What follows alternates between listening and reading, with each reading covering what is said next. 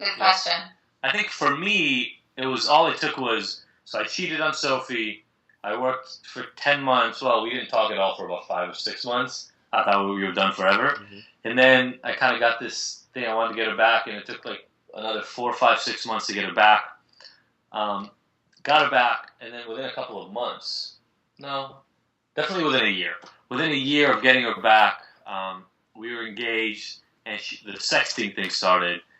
And so I remember the time we were sitting outside. Sophie was converting to Judaism, and we were sitting outside the class and talking about it because she had just found the text.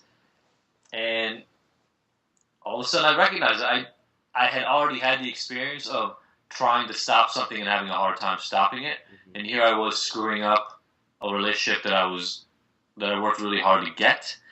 And so I was the one that said something like, "Hey, I think I know what this is. This is the same kind of thing I was dealing with drugs before." Right. And so that's when I realized it. And he was like, there are 12-step meetings for this. Like, this is a real thing. Like, I think I'm a sex addict. And I was like, what the fuck does that mean? Like, right.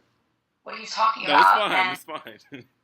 Yeah, and I was like, what are you even talking about? Like, to me, it made no sense. And he was like, look, I've been through this before. I was in drug meetings. I was in alcohol meetings, like, for 5 years. This feels very familiar. Mm-hmm. I've been through this before. There are sex addict meetings. There are love addict meetings. Like, I'm going to figure this out. And I was just kind of like, do your thing. Like, fix yourself. You know, like, I kind of stayed separate. I was like, go for it. Because to me, it just didn't make any sense. It was like speaking a different language. And it wasn't until, like, the final straw kind of fell that I realized, like, I had to be a part of this. And this was our work. Mm-hmm. And this was our karma. And this was something we had to deal with together.